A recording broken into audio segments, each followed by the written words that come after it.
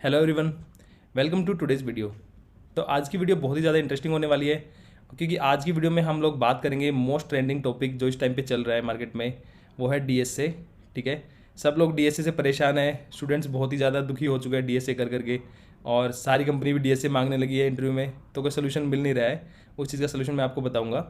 और अभी कुछ स्टूडेंट में से पूछ रहे थे कि सर आप तो कह रहे थे कि डीएसए सिर्फ मतलब फैंग कंपनी और जो टॉप 1-2% कंपनी है वही पूछेंगी, लेकिन डीएसए अब तो सारी कंपनी पूछने लगी है। तो ये क्या हुआ, मतलब बच्चे कंफ्यूज है कि सर डीएसए मतलब डीएसए ही सब कुछ है क्या, डीएसए ही करना पड़ेगा क्या मतलब जॉब के लिए, और सारी कंपनी सडनली डीएसए क्यों पूछने लगी हैं।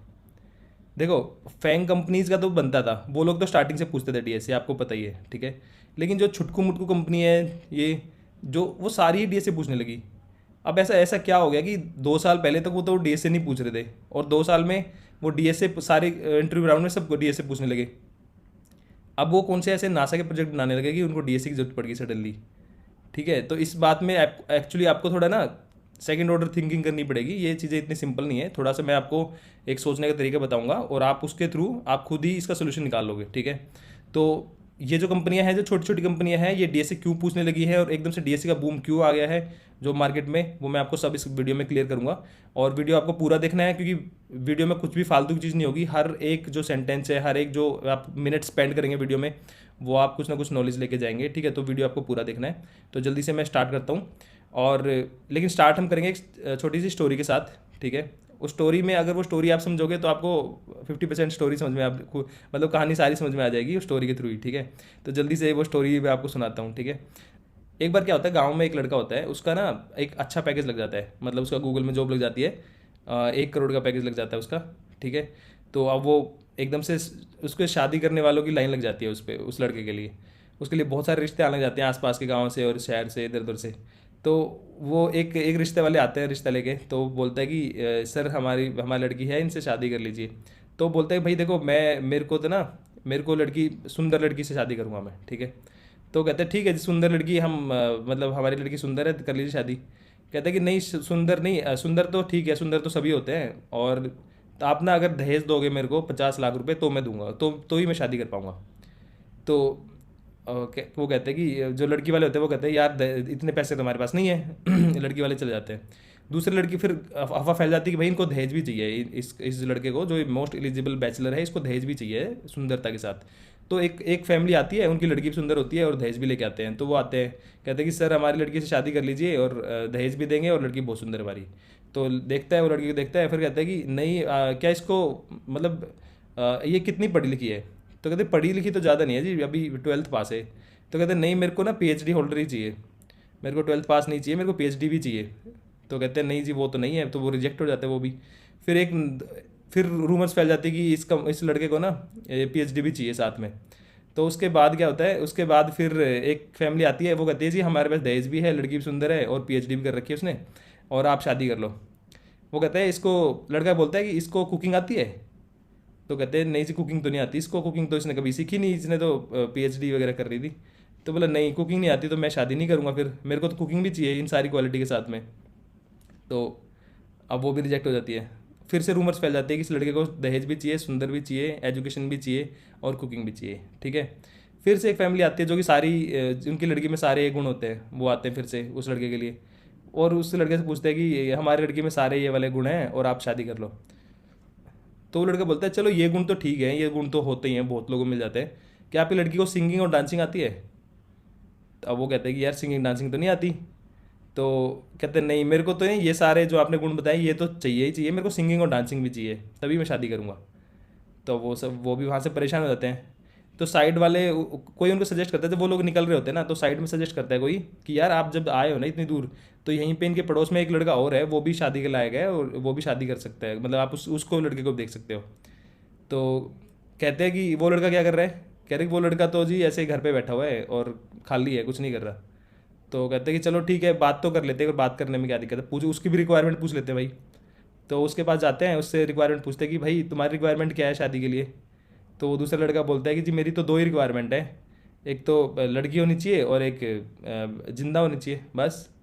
ठीक है, तो ये कहानी थी। ठीक है, इस कहानी से आपको अब मैं थोड़ा सा इसको आईटी से रिलेट करूँगा इस कहानी को। ठीक है, सेम जो जो सिनेरियो होता है, जो सिनेरियो अभी उस लड़के ने किया जिसका 1 करोड़ का पैकेज था, सेम कंपनी भी कर रही है। कंपनियों ने पहले जॉब के लिए बोला बच्चों को कि पहले आप ना अच्छे से सिलेबस करके आओ, हम आपको डीबीएमएस भी पूछेंगे, हम आपको मतलब जो आपके ऊप्स कॉन्सेप्ट भी पूछेंगे। पहले पुराने टाइम में ऐसे हायरिंग होती थी, ठीक है, जो अभी 2 साल पहले तक भी, जैसे ऑन कैंपस प्लेसमेंट हो रही है, ऑफ कैंपस भी हो रही है, तो फ्रेशर से उतना ही पूछते थे कि आप डीबीएमएस बता दो, ऑपरेटिंग सिस्टम बताओ, और ऊप्स के थोड़े बहुत कॉन्सेप्ट बताओ, थोड़ी बहुत प्रोग्रामिंग लिखवा लेते थे। इस तरह की हायरिंग होती थी, ठीक है। फिर उन्होंने बोला कि नहीं, फिर बच्चों ने वो तैयारी कर ली सब कुछ उन सब चीज़ों की। अब फिर वो अभी कंपनी में गए उन सब तैयारी के साथ, तो उन्होंने बोला नहीं नहीं, हम इतना सफिशिएंट नहीं है, आप अपना मर्न भी करके आओ, मर्न स्टैक करके आओ, या आप कोई कोडिंग अच्छे से सीख के आओ, कोई कोर्स करके आओ। तो कोई बात नहीं, बच्चों ने वो कोर्स भी कर लिया, मर्न सीख ली बच्चों ने। अब बेचारे बच्चे फिर से गए अपना सीवी लेके कंपनी के पास कि जी हमें मर्न भी आ गई, अब आप हमें जॉब दे दो। तो कंपनियों ने नई रिक्वायरमेंट डाली कि अरे मर्न तो ठीक है, वो तो सभी कर रहे हैं, तुम्हारी वो कहाँ है, प्रोजेक्ट कहाँ है, प्रोजेक्ट तो लेके आओ, प्रोजेक्ट तो ऐड करो सीवी में। अब बच्चे फिर आए, बच्चों ने फिर से प्रोजेक्ट बनाए, बेचारों ने क्लोन किया, कहीं से कुछ किया, मेहनत कर करके प्रोजेक्ट बनाए, लाइव कर दिया प्रोजेक्ट को। बच्चे फिर गए जो मार्केट में गए, तो कंपनियों ने अपनी डिमांड रेज कर दी। अब उन्होंने बोला कि हमें प्रोजेक्ट नहीं, प्रोजेक्ट तो ठीक है, वो तो सभी दिखा रहे हैं, इंटर्नशिप कहाँ है तुम्हारी। अब बच्चे फिर इंटर्नशिप करने लगे। इंटर्नशिप करने के बाद अब सब ने इंटर्नशिप करना शुरू कर दिया। इंटर्नशिप के चक्कर में बहुत सारी स्कैम कंपनी और जो भी था वो भी सिस्टम डेवलप हुआ पूरा। बच्चों ने इंटर्नशिप कर ली, इंटर्नशिप भी लेके गए कि सर देखो इंटर्नशिप भी कर ली हमने, सर्टिफिकेट है हमारे पास, अब हमें जॉब दे दो। फिर जॉब मार्केट ने एक नई रिक्वेस्ट डाल दी कि भाई इंटर्नशिप तो सभी कर रहे हैं, प्रोजेक्ट इंटर्नशिप तो सबके पास ही है, तुम्हें डीएसए आता है। तो डीएसए, अब बच्चों ने सोचा है डीएसए भी करना पड़ेगा। अब बच्चों ने जाके भाई किसी का कोर्स ज्वाइन किया, किसी ने कुछ किया, डीएसए भी कर लिया, कुछ कुछ गिर पड़ के डीएसए भी कर लिया बच्चों ने, चलो ठीक है, एक लेवल का डीएसए कर लिया। अब कंपनियों की नई डिमांड है, जो कि मैं स्टूडेंट्स बोल रहे हैं, वो कह रहे हैं कि डीएसए तो ठीक है, डीएसए का तुमने कोड लिख दिया, इसको ऑप्टिमाइज कौन करेगा, इसको ऑप्टिमाइज तो कर दो। मैंने, कैन यू बिलीव कि बच्चे इस वजह से रिजेक्ट हो रहे हैं क्योंकि वो ऑप्टिमाइज डीएसए नहीं लिख पा रहे। मेरी बहुत सारे बच्चों से बात होती है जो कि उन्होंने कोड लिख दिया था, प्रॉब्लम सोल्व भी कर दी थी, ठीक है, उनका टेस्ट केस भी पास हो गया था, लेकिन जस्ट बिकॉज कि उन्होंने ऑप्टिमाइज कोड नहीं लिखा, तो इस वजह से वो रिजेक्ट हुए। ये मैं फ्रेशर जॉब की बात कर रहा हूँ, ये मैं आर्किटेक्ट की बात नहीं कर रहा। फ्रेशर के साथ ऐसा किया जा रहा है, ठीक है। तो आप समझ रहे हो चीज़ें कहाँ जा रही है, थोड़ा सा दिमाग लगाओ, ठीक है। जो ये कंपनी है, जो HCL है, विप्रो है, ये सब कंपनी है, आपने कभी सुना था कि ये लोग डीएसए का राउंड लेती है? ये बहुत सारी ऐसी कंपनियों के बारे में बच्चे बताते हैं कि सर ये कंपनियां भी डीएसए पूछने लगी। उन कंपनियों के मैंने खुद भी इंटरव्यू क्लियर किए हुए हैं विदाउट डीएसए, मतलब हैकर रैंक के 1-2 क्वेश्चन होते थे बस, कोई उनको ज़्यादा डीएसए की जरूरत नहीं थी। तो सडनली वो कंपनी ऐसा एकदम से क्या करने लगी कि उनको डीएसए की जरूरत पड़ गई एकदम से, ऐसे वो कौन से नासा के या मंगल ग्रह के प्रोजेक्ट बनाने लगे सडनली। अभी भी तो वो वही सब कर रहे हैं। HCL के बंदों को खुद आता है डीएसए। अब सब लोग HCL, मतलब HCL की सिर्फ एग्जांपल दे रहा हूँ, लेकिन सारी जो छुटकू छुटकू कंपनी है, चिंटू सॉफ्टवेयर, पिंकू टेक्नोलॉजी, ये सब कंपनियाँ हैं, ये सब भी डीएसए पूछने लगी। डीएसए काम है इनके पास। जो डीएसए का था काम बेसिकली, वो फैंग कंपनी डीएसए इसलिए पूछती थी क्योंकि फैंग कंपनी अपना फ्रेमवर्क और अपनी टेक्नोलॉजी खुद भी बिल्ड करती थी कई बार। तो उनको वो बंदे चाहिए थे कि जो अगर कल को उनकी उस कोर टीम में डाला जाए, जो जो चीज़ की फ्रेमवर्क बना रही है, कोई लाइब्रेरी बना रही है, तो उस टीम में काम कर सके। क्योंकि देखो डीएसए ना डेली बेसिस में यूज़ नहीं होता है। डीएसए मैं आपको बहुत बार बोल चुका हूँ, मैंने 12 साल के करियर में 30 से ज़्यादा मैंने प्रोजेक्ट डिलीवर कर दिए होंगे विद सक्सेस, मतलब बिल्कुल सक्सेसफुली डिलीवर कर चुके हैं प्रोजेक्ट इतने सारे इन डिफरेंट डोमेन। मेरे को कभी डीएसए की जरूरत नहीं पड़ती यार, डेवलपमेंट में नहीं पड़ती डीएसए की जरूरत। जो भी आज डीएसए पढ़ा रहा है ना, इवन मैं किसी का नाम नहीं लूँगा, जो डीएसए मार्केट में बिल्कुल जो लोग डीएसए पढ़ा रहे हैं, जो फैंग के जो टेक यूट्यूबर्स हैं, उनसे भी आप पूछोगे ना, उन्होंने एक लाइन नहीं लिखी होगी, एक लाइन नहीं लिखी होगी उन्होंने डीएसए की अपने रियल कोड में कभी भी। आप उनके इंटरव्यू देख लेना, मैं नाम नहीं लूँगा यहाँ पे किसी का। डीएसए की जरूरत तब पड़ती है जब आप कोई चीज़ें लाइब्रेरी या कोई फ्रेमवर्क या कुछ उस तरह की चीज़ों बनाते हो, तब जरूरत पड़ती है आपको इतनी ऑप्टिमाइजेशन की। रियल सिनारियो में जब हम कोई भी चीज़ डेवलप करते हैं, कुछ भी अगर हमें चाहिए होता है, तो उसके पैकेज या उससे रिलेटेड जो भी लाइब्रेरी या कुछ भी बना हुआ है, वो हम या तो उसकी पेड सर्विस लेते हैं या फिर मेंबरशिप, मतलब सॉरी, या तो फ्री वर्जन होता है उसका ओपन सोर्स में, या पेड होता है वो, ठीक है। क्योंकि उस तरह की जो चीज़ जो डीएसए की नीड होगी या कुछ होगा ना, उस पर एक नीश कंपनी काम कर रही होगी जो कि उतनी पर्टिकुलर वही चीज़ कर रही होगी, और वो अपनी प्रोडक्ट या सर्विस आपको पेड या फ्री या देगी। तो जब आप डेवलपमेंट करते हो तब उनकी सर्विस आप यूज़ करते हो, सिंपल, ठीक है। तो जो डीएसए वाली चीज़ है वो डेवलपमेंट में कभी काम नहीं आती है, लेकिन जो ये फैंग कंपनी है ये इसलिए डीएसए मांगती हैं क्योंकि इनको कई बार वो चीज़ें जो फ्रेमवर्क है या कोई अपनी खुद की लैंग्वेज है वो डेवलप करनी पड़ जाती है, तो उनको वो बंदे चाहिए जिनको ये डीएसए आता हो, क्योंकि ऐसा नहीं हो सकता ना सडनली वो उस टीम में जो फ्रेमवर्क वाली टीम में उस बंदे को उठा के डाल दे जो फैंग कंपनी है और वो बोले कि मुझे तो डीएसए नहीं आता। ठीक है, जैसे एग्जाम्पल के तौर पे जैसे रिएक्ट लाइब्रेरी बनाई, ठीक है, रिएक्ट लाइब्रेरी फेसबुक ने बनाई थी, ठीक है, तो फेसबुक ने जब रिएक्ट बनाई तब उनको जरूरत पड़ी ना उस चीज़ की, ठीक है, तब उसको डीएसए की जरूरत पड़ी उन्होंने, लाइब्रेरी ने। इसी तरह जब ट्विटर ने बूटस्ट्रैप बनाया तब उसको जरूरत पड़ी होगी, या इसी तरह जब एंगुलर थी वो गूगल डेवलपर ने बनाई थी शायद, उनको जरूरत पड़ी होगी, ठीक है। इसी तरह जब C# बनाई होगी माइक्रोसॉफ्ट के डेवलपर्स ने तब उनको जरूरत पड़ी होगी। तो उस लेवल पर डीएसए की जरूरत पड़ती है, डे टू डे में जरूरत नहीं पड़ती है, बट उन जो फैंग कंपनी है क्योंकि वो उस लेवल का काम करती हैं तो उनको डीएसए की जरूरत पड़ती है, तो उनका डीएसए मतलब मांगना बिल्कुल जायज़ है, वो डीएसए मांगेंगे फ्यूचर में। लेकिन जो ये छुटकू मुटकू कंपनी ये क्यों मांग रही है डीएसए, इनका एक रीज़न है, मैं आपको बताता हूँ। DSA is just a elimination round for them, क्योंकि देखो मार्केट सिचुएशन इतनी ख़राब है, भीड़ इतनी आ रखी है मार्केट में अभी, और जॉब है नहीं, ठीक है, एक जॉब के लिए 1000 लोग अप्लाई कर रहे हैं, तो वो कैसे एलिमिनेट करेंगे उसको, बताओ। आर्मी की तरह ऐसा तो नहीं करेंगे कि जिसकी 5'8" हाइट है उससे कम की हाइट के हम डेवलपर नहीं लेंगे, ऐसा तो नहीं कर सकते ना वो। उनको भी कुछ एलिमिनेशन क्राइटेरिया तो करना पड़ेगा ना भीड़ कम करने के लिए। और ये जो एलिमिनेशन चीज़ है ना ये आज से नहीं हो रही है, ये मैं बताता हूँ, ये चीज़ हमारे टाइम में भी होती थी, पहले भी होती थी, पर वो थोड़ा दूसरे तरीके से होती थी। मैं आपको एग्जांपल देता हूँ। एक बार मैं एक जॉब के लिए गया था, एक्सपीरियंस था उस टाइम में, 4 साल एक्सपीरियंस था। मैं गुड़गांव में एक कंपनी थी मर्सर, ठीक है, नाम लूँगा मैं क्योंकि उन्होंने ऐसा किया। मर्सर कंपनी थी, उसमें मैं इंटरव्यू देने गया वहाँ पे, ठीक है। उन्होंने क्या किया उस टाइम पे, अगर आपको याद होगा ये 2016 के आसपास की बात है, आई डोंट नो 15-16 के। उस टाइम पे क्या हुआ था, एक दिल्ली जू के अंदर एक इंसिडेंट हुआ था जिसमें कि एक लड़के को ना टाइगर ने खा लिया था। तो जब हम इंटरव्यू देने गए वहाँ पे, तो वहाँ पे जो भीड़ थी ना, मतलब कम से कम 400-500 बच्चे आ चुके थे, क्योंकि वो उन्होंने कॉल करके बुलाया था, जैसे मैं कॉल पे गया था वहाँ पे, बट उन्होंने ओपन भी कर रखा था, तो वहाँ पे पूरी भीड़ पहुँच चुकी थी। अब 400-500 जो स्टूडेंट्स थे उनके लिए, डेवलपर्स थे उनके लिए, HR के पास संभालने के लिए था ही नहीं कुछ भी। अब वो क्या करते ना, इतने को मशीन में कोडिंग राउंड बिठा सकते इतने बच्चों को। तो आप उन्होंने पता क्या किया उन्होंने सबको एक बड़े से हॉल में बिठाया, हम सबको, और हम सबको 30-30 सेकंड दिए उस टाइगर वाले इंसिडेंट पे बोलने के लिए। उन्होंने बोला कि ये जो टाइगर ने जो बच्चे को खा लिया था, एक लड़के को खा लिया था जू में, इस पे आपको बोलना है 30 सेकंड के लिए सिर्फ, ठीक है। This was our technical round, ठीक है, can you believe, this was our first elimination round in technical job with 4 year experience, ठीक है।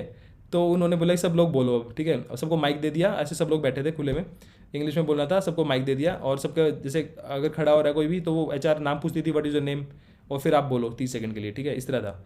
तो 30 सेकंड या 20 सेकंड बहुत कम दे रखा था उसने। 3 सेंटेंस आप बोलेगी, वो HR बोलती थी आप माइक दूसरे बच्चे को दे दो, बस खत्म, फॉर्मेलिटी टोटली, ठीक है। उन्होंने फॉर्मेलिटी की, उसके बाद उन्होंने जब सब बच्चे 200-300 बच्चे सब इस तरह हो गए, इसमें सारा पूरे प्रोसेस में आधा घंटा लग गया। आधे घंटे में उन्होंने सबको एलिमिनेट कर दिया, सिर्फ 10-15 बच्चों के रैंडम नाम लिए उन्होंने कि ये बच्चे रुक जाओ, बाकी ऑल यू कैन गो। अब इतनी भीड़ में सब लोग फिर चल पड़े भेड़ चाल की तरह। लेकिन मैं था, I was the only one, मैंने जिससे HR से बात की, मैं कि यार आप मतलब एक टेक्निकल जॉब के लिए आप ये एलिमिनेशन राउंड कैसे कर सकते हो। तो उस HR का सीधा जवाब था कि this is our company, we can decide our interview round, ठीक है। तो ये हार्श रियलिटी है। ये जब कंपनी, जो इंटरव्यू की toughness is directly proportional to market condition. अगर मार्केट कंडीशन इजी है तो इंटरव्यू इजी होगा, मार्केट कंडीशन अगर टफ है तो इंटरव्यू टफ होगा, दैट्स इट, ठीक है। जिस दिन मार्केट ठीक हो जाएगी इनके इंटरव्यू अपने आप इजी हो जाएंगे, ये DSA अपने आप हट जाएगा इनकी लिस्ट से, ठीक है। चलो आप एक चीज़ बताओ, अगर कल को HCL के पास एक मतलब कुछ प्रोजेक्ट आ जाते हैं बहुत सारे, मतलब कुछ अच्छे प्रोजेक्ट आ जाते हैं एकदम से, नए प्रोजेक्ट, और उनको एकदम से ना 15,000 डेवलपर की जरूरत पड़ जाती है, ठीक है, या 10,000 की जरूरत पड़ जाती है उनको, ठीक है, कि उनके पास आ गया बहुत काम आ गया एकदम से, 10,000 की डेवलपर की जरूरत पड़ जाती है, ठीक है। आपको लगता है कि वो DSA राउंड लेंगे, और आपको लगता है कि वो DSA में ये पूछेंगे ऑप्टिमाइज कोड लिख सकते हो कि नहीं लिख सकते आप। वो आपसे सिंपल 4 क्वेश्चन पूछेंगे रिएक्ट के या जो भी आपकी टेक्नोलॉजी है बेसिक, और आपको ले लेंगे, ठीक है। उसके बाद आपको जो भी जिस चीज़ में काम करना होगा ना, वो आपको वहाँ पे ट्रेनिंग दी जाएगी। हर एक कंपनी की एक ट्रेनिंग सेल होती है, वो ट्रेनिंग आपको ट्रेन किया जाएगा वहाँ पे, ठीक है। उसके बाद वो आपको तुरंत डिप्लॉय कर देंगे। तो कंपनी का जो इंटरव्यू का क्राइटेरिया है ना, ये कोई किसी कॉन्स्टिट्यूशन में नहीं लिखा हुआ कि कोई कंपनी की भाई ये कंपनी है तो ये डीएसए राउंड ही लेगी, या ये कंपनी डीएसए नहीं लेगी, या यही क्वेश्चन पूछेगी। वो जो कोई भी कंपनी है वो अपने इंटरव्यू की टफनेस या ईजीनेस अपनी खुद की मतलब फाइनेंशियल कंडीशन या अपनी खुद की मतलब खुद की रिक्वायरमेंट के हिसाब से चेंज करती रहती है। आज उनको पता है कि अगर एक हम अप्लाई करेंगे, अगर एक पोस्टिंग होगी उसके लिए कम से कम 1200 लोग आएंगे अप्लाई करने। तो उन 1200 में से आपको बेस्ट चूज करना है ना। बेस्ट का मतलब कि 1200 में से 1199 को तो आपको एलिमिनेट करना है, ठीक है। तो कैसे करोगे एलिमिनेट? आप डीएसए पूछोगे ना। अगर मैं रिएक्ट के क्वेश्चन पूछने लग जाऊंगा, what is hooks, what are components, ठीक है, तो ये तो सबको ही पता है यार, ये सब आंसर कर देंगे। अब मैं 1199 को और एलिमिनेट कैसे करूंगा ये बताओ? नहीं कर सकता ना मैं, लेकिन मेरे को करना पड़ेगा। अप्लाई करने से मैं किसी को रोक नहीं सकता। अगर मैं पब्लिकली ओपन अगर डाल रहा हूँ कुछ भी, तो मैं नहीं एलिमिनेट करने से नहीं रोक सकता हूँ ना, मतलब अप्लाई करने से नहीं रोक सकता मैं सबको। आप मतलब एप्लीकेशन भी आएंगी, और हम ऐसा भी नहीं कर सकते हम किसी को रिस्पॉन्ड ना करें, एक बच्चे को रैंडमली हम कर लें, हमें इंटरव्यू भी लेना पड़ेगा उसका, ठीक है। तो DSA is just the elimination round, ठीक है। जिस दिन मार्केट कंडीशन ठीक हो जाएगी कोई डीएसए नहीं पूछने वाला। फैंग कंपनी हमेशा पूछती रहेंगी डीएसए, मैंने आपको रीजन बताया, क्योंकि वो फ्रेमवर्क और अपनी लाइब्रेरी खुद उनको बिल्ड करनी होती है, कभी कभी रेयर, ठीक। देखो फालतू में एलिमिनेशन करने के ना एक स्टोरी और सुनाता हूँ आपको मैं, जो मेरे साथ सच में हुआ था। जब मैं फ्रेशर था तब मैं मतलब मैं भी जब आपकी तरह ही जॉब ढूंढ रहा था उस टाइम पे, तो उस टाइम पे एक कंपनी थी, उसने भी हायरिंग कर रखी थी, बड़ी सारी कंपनी थी, मतलब बड़ी कंपनी थी काफ़ी। तो वहाँ पे बहुत सारी भीड़ पहुँच गई थी। तो उन्होंने क्या किया एलिमिनेशन राउंड के लिए, पहला राउंड उन्होंने रखा एसे राइटिंग का राउंड। कैन यू बिलीव, मतलब टेक्निकल जॉब के लिए उन्होंने एसे राइटिंग का रखा था पहला राउंड। और ऐसे राइटिंग में हम सबको बिठा दिया उन्होंने ऐसे ही बड़े बड़े सारे हॉल में, और सबको बोला कि अभी ऐसे राइटिंग होगी, 10 मिनट बाद हम आपको वो देंगे ऐसे लिखने के लिए, ठीक है। तो आपको ऐसे लिखना है, उसके बाद जो वो ऐसे राउंड क्लियर करेगा वो आगे के टेक्निकल राउंड्स में जाएगा, ठीक है। तो फर्स्ट राउंड ऐसे राइटिंग था। तो अब क्या हुआ, उसमें उन्होंने टॉपिक दिया, पता नहीं शायद या तो वुमेन एम्पावरमेंट था या एनवायरनमेंट था, कुछ इस तरह का सिंपल सा टॉपिक था, उस पर ऐसे लिखना था। तो हम सब खुश हो गए, चलो यार मतलब ऐसे राइटिंग करेंगे, हम अच्छे से लिखेंगे, ठीक है। तो जब वो शुरू होने वाला था इंटरव्यू, तो उन्होंने बोला कि 10 मिनट बाद आप ये शुरू होगा राउंड, ठीक है। तो अब जो इंस्ट्रक्शन दे वो आया, और मतलब उन्होंने बोला कि 10 मिनट के बाद शुरू होगा, और उसके बाद ये स्टेप होगा, उसके बाद टेक्निकल राउंड होगा, इस तरह उसने बता के चला गया वो, ठीक है। तो मुझे लगा कि 10 मिनट है अभी, तो मैं एक बार वॉशरूम जाके आता हूँ, क्योंकि उसके बाद मे बी फिर इंटरव्यू प्रोसेस में टाइम लग जाए और फिर टाइम ना मिले। तो मैं वॉशरूम गया, मैं वॉशरूम से आया 5 मिनट में। उसके बाद क्या हुआ, ऐसे राइटिंग हुई। ऐसे राइटिंग मैंने वो टॉपिक दिया उन्होंने, वुमेन एम्पावरमेंट था, आई डोंट नो क्या था, मैंने बहुत लिखा उस पर, 2-3 पेज लिख दिए मैंने, एक्स्ट्रा शीट लेके लिख दिया उसमें, ठीक है, जैसे होता है ना हम बीटेक में लिखते हैं पूरा, मैंने पूरा भर के लिख दिया अच्छे से। उसके बाद क्या हुआ, जब वो एग्ज़ाम हमने दे दिया था, उसके बाद ऐसे हम बैठे हुए थे, तो एक लड़की साइड में बैठी थी, उसने बोला कि आपका कैसा हुआ, आपने कैसा लिखा। मैं बोला सही लिखा यार, मैं बोला मैंने तो सब कुछ लिख दिया, बहुत लिख दिया मैंने तो, अच्छा खासा मेरे को तो लग रहा है कि मेरा हो जाएगा क्लियर, मैंने सब लिख दिया है। तो बोली नहीं मेरा उतना अच्छा नहीं हुआ, मैं तो मतलब इसमें 500 वर्ड्स में मैं कितना ही लिख सकती थी, तो 500 वर्ड्स में तो कुछ लिख मतलब थोड़ा सा ही लिख पाई मैं, ज़्यादा लिख नहीं पाई। तो मैंने बोला 500 वर्ड कहाँ से आ गए? तो बोली नहीं 500 वर्ड्स की लिमिट थी ना। तो मैं बोला कि अरे 500 की लिमिट कहाँ से आ गई है एकदम से? तो उसने बोली नहीं अभी अनाउंसमेंट हुआ था, अभी अभी आपने सुना नहीं, अभी 5 मिनट पहले अनाउंसमेंट हुआ था कि 500 की लिमिट है उसकी। तो जब मैं वॉशरूम गया था तब उन्होंने अनाउंस कर दिया था कि वर्ड लिमिट होगी 500 लेटर्स की, ठीक है, तो 500 वर्ड्स की। अब मैंने उनकी एक्स्ट्रा शीट ले लेके भर दिए, 3-4 पेज भर दिए मैंने उनके। अब उसके बाद मैं रिजेक्ट हो गया। तो आप समझ सकते हो कि मतलब जब कंपनी को रिजेक्ट करना होता है ना, तो वो कुछ भी बहाना करके रिजेक्ट करते हैं। पहले जो कंपनी थी ना, वो ये सब दिमाग की चटनी नहीं करती थी डीएसए पूछ के, पहले या तो ऐसे राइटिंग करवाते थे, या तो कई बार डिबेट भी करवा लेते थे। लिटरली डिबेट होती थी टेक्निकल राउंड्स में, अगर जब कभी बहुत सारी हायरिंग होती थी तो उसमें डिस्कशन होता था कि एनवायरनमेंट के ऊपर डिस्कशन करो, जो डिस्कशन करेगा उसमें से हम फर्स्ट राउंड निकाल लेंगे, मतलब बच्चों को निकाल लेंगे। कैन यू बिलीव, पहले इस तरह की फालतू की ही नॉनसेंस एलिमिनेशन तब भी होता था ये सब। मान लो आपको 10 बच्चों को बिठा दिया है, उसमें से आपको कोई भी टॉपिक दे दिया मान लो, ठीक है, पोल्यूशन के ऊपर दे दिया मान लो, अब बहस करो उस पर। अब उसमें से आप पॉइंट बोलोगे, सब लोग बोलेंगे, चिल्लाएंगे सब लोग, जैसे रोडीज के होते थे ऑडिशन, आपने देखा होगा भी, उसमें से 1-2 बच्चों को निकल ले लेंगे, आपको खुद नहीं पता आपको रिजेक्ट क्यों किया गया। ये मैं कोडिंग राउंड की बता रहा हूँ, ये 2011, 12, 10 उस टाइम पे ऐसे होते थे। उस टाइम पे फालतू की एलिमिनेशन होती थी, कोई सेंस नहीं बनती थी उस चीज़ की, ठीक है। सिमिलरली अभी डीएसए के पीछे पड़ चुके हैं लोग। अब डीएसए के फालतू क्वेश्चन होते हैं, जो कंपनी जो कंपनी आपसे डीएसए पूछ रही है, जो कि ऑप्टिमाइज करवा रही है, जो कि आपसे बिल्कुल दिमाग की चटनी कर रही है, अगर वो फैंग कंपनी नहीं है और वो नॉन फैंग कंपनी है और वो मतलब एक नॉर्मल कंपनी है और वो भी डीएसए पूछ रही है, तो उसको आपको सिलेक्ट करना ही नहीं है। वो आपको रिजेक्ट करने के लिए देख रही है, वो सिर्फ एलिमिनेट करना चाह रही है आपको। मैंने अभी बहुत सारे बच्चे ऐसे देखे हैं जिनका कि सिलेक्शन हुआ है विदाउट डीएसए, और मैंने बहुत सारे बच्चे ऐसे अभी देखे हैं जिनका कि डीएसए करने के बाद भी सिलेक्शन नहीं हुआ। वो डीएसए के बाद भी उनको बार बार और प्रॉब्लम देते हैं डीएसए की, फिर उनको कहते हैं इसको ऑप्टिमाइज भी करो, ये ऑप्टिमाइज नहीं है। तो तुम फ्रेशर से मतलब क्या एक्सपेक्ट कर रहे हो? तुम फ्रेशर्स को बिल्कुल ही निचोड़ दोगे क्या? बिल्कुल। तो ये सिर्फ टोटली मार्केट कंडीशन की वजह से है। जिस दिन मार्केट में जॉब आ जाएंगी, उन कंपनी के पास काम इतना आ जाएगा कि उनको एकदम से सडनली बहुत सारे डेवलपर चाहिए, तब वो इंटरव्यू जो क्राइटेरिया है वो ईजी हो जाएगा, सब इजीली जॉब मिल जाएगी सबको। और वो सिचुएशन उसी वजह से है टोटली। तो DSA is not the problem, market situation is the problem. Market मतलब interview toughness is directly proportional to the market condition. If market is good, interview will be easy. If market is tough, interview will be tough. That's it. ठीक है, this is the take away from this video. लेकिन जो elimination round है, इसके अलावा दो factor और play कर रहे हैं आजकल, जो डीएसए को मतलब डीएसए की यूज को इनहेंस कर रहे हैं इन इंटरव्यू। ठीक है, दो फैक्टर वो हैं। एक तो फेक हायरिंग चल रही है। फेक हायरिंग का मतलब है कि बहुत सारी कंपनी है जो कि सिर्फ फेक हायरिंग कर रही है, उनको आपको लेना ही नहीं है, उनको सिर्फ इंटरव्यू पोस्ट करना है और आपको इंटरव्यू करवाना है, दैट्स इट। अब आप बोलोगे कि फेक हायरिंग क्यों हो रही है, फेक हायरिंग से उनको फ़ायदा क्या है? फेक हायरिंग से उनको बहुत फ़ायदा है। I will explain in my next video, मतलब नेक्स्ट वीडियो नहीं, अनदर वीडियो एक्सप्लेन करूँगा, क्योंकि फेक हायरिंग इटसेल्फ एक बहुत बड़ा टॉपिक है, क्योंकि वो फिर वीडियो इस वीडियो की लेंथ बहुत लंबी हो जाएगी। बस आप ये समझो कि जो फेक हायरिंग है ना, वो बहुत बड़ा रोल प्ले कर रही है। और तीसरी चीज़ है, मतलब उनको फेक हायरिंग करनी है, उनको सिर्फ हायरिंग पोस्ट करनी है, उनको सिलेक्शन नहीं करना है, उनको कैंडिडेट को लेना ही नहीं है, तो सिर्फ वो एलिमिनेट करने के लिए ही हायरिंग कर रहे हैं। तो उनको एलिमिनेशन करने का only way is DSA right now. DSA आप टफ क्वेश्चन पूछ लो, आप बच्चे खुद ही एलिमिनेट हो जाएंगे। ठीक है, और आपकी जॉब पोस्टिंग भी सॉलिड जाएगी, मतलब आप जॉब पोस्टिंग हो जाएगी, इंटरव्यू भी हो जाएंगे और आप बच्चे सिलेक्ट भी नहीं करोगे। Fake hiring is very trendy this days. ठीक है, उसका रीज़न क्या है, I will explain in another video.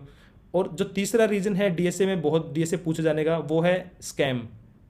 जो बहुत सारी कंपनी है जो कि मैंने आपको अपनी इंटर्नशिप वाली वीडियो में बताया था, जो कि पैसे लेके इंटर्नशिप करवाती हैं, फिर वो किसी कंपनी में भेज देती हैं, या कुछ कंपनी होती हैं वो डेटा कलेक्ट करने के लिए सिर्फ करती हैं इंटरव्यू, या फिर वो कुछ पैसे लेके इंटरव्यू करती हैं। ठीक है, इस तरह के स्कैम्स भी चल रहे हैं, वो भी एलिमिनेशन करने के लिए डीएसए पूछ लेते हैं।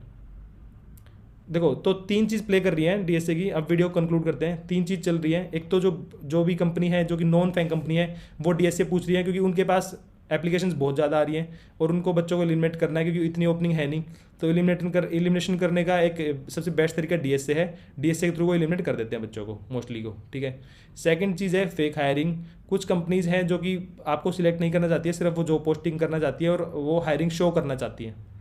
ठीक है, रीज़न बाद में बताऊंगा, बट अभी आप सिर्फ ये मान लो कि फेक हायरिंग, जो कंपनी फेक हायर कर रही होगी ऑब्वियसली उसको हायर करना ही नहीं है, तो वो भी आपको डीएसए पूछेगी और आपसे परेशान करेगी और आपको रिजेक्ट करके भेज देगी। ठीक है, तीसरी चीज़ है स्कैम। कुछ लोग स्कैम रन कर रहे हैं इसके अराउंड, जो कि पैसे लेके इंटरव्यू करवाते हैं, कुछ करवाते हैं, वो सब भी उनको भी आपको सिलेक्ट नहीं करना होता, वो उनको भी आपको रिजेक्ट करना होता है, तो आपको डीएसए पूछा जाता है और आप रिजेक्ट हो जाते हो।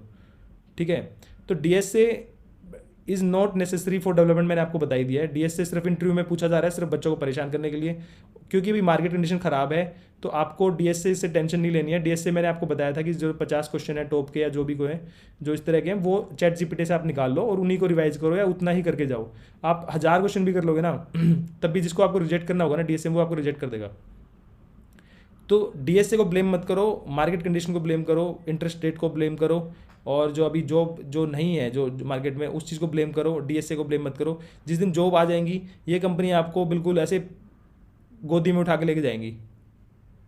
अब सडनली कोई एक कंपनी है, मान लो एग्जांपल, एक छोटी सी कंपनी है, 50 डेवलपर हैं उसके पास, ठीक है, छोटू स्टार्टअप है कोई, और उसको एक बहुत बड़ा प्रोजेक्ट मिल जाता है और उसको सडनली 500 बंदे हायर करने हैं, तो क्या करेंगे? वो डीएसए पूछेंगे क्या? आपको लगता है वो डीएसए नहीं पूछेंगे ना, वो सीधे आपको हायर करेंगे। थोड़ा मतलब बेसिक एक जल्दी से क्राइटेरिया सेट करेंगे और जल्दी उनका मेन मोटिव होगा कि जल्दी से हम ऑन बोर्ड करें न्यू डेवलपर्स को और अपना काम शुरू करें। वो डीएसए हटा के अपना इंटरव्यू क्राइटेरिया ईजी करेंगे और तुरंत आपको हायरिंग देंगे और आप काम शुरू कर दोगे।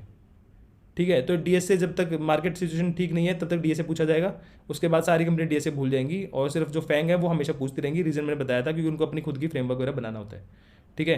तो आई थिंक मैंने सब कुछ क्लियर कर दिया है डीएसए से रिलेटेड, और अब डीएसए से टेंशन लेने की जरूरत नहीं है। जो आपको बार बार डीएसए पूछ रहा है, जो टफ क्वेश्चन पूछ रहा है, जो कुछ भी डीएसए में ऑप्टिमाइज करवा रहा है, उसको आपको सिलेक्शन आपका करना ही नहीं है, तो उस पर टाइम वेस्ट मत करो। जिसको लेना है वो आज ही विदाउट डीएसए ले रहे हैं चुपचाप से बच्चों को, ठीक है।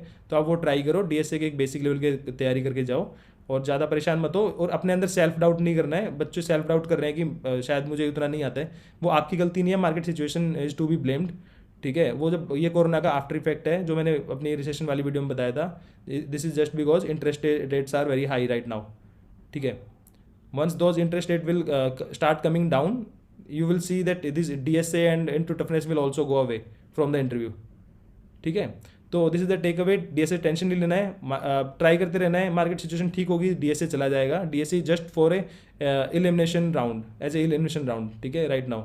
तो डीएसए अपने आप को सेल्फ डाउट में नहीं लाना है, आपकी कोई गलती नहीं है, this is the market situation right now which is to be blamed, ठीक है। तो मिलते हैं नेक्स्ट वीडियो में। आई होप कि आपको डीएसए से रिलेटेड सारी क्लैरिटी मिल चुकी है इस वीडियो में। तो आपको अगर कोई भी क्वेश्चन है, कुछ भी है, तो कमेंट सेक्शन में लिखिए, और इस वीडियो को अपने ग्रुप में शेयर करना। थैंक यू सो मच, मिलते हैं नेक्स्ट वीडियो में, बाय।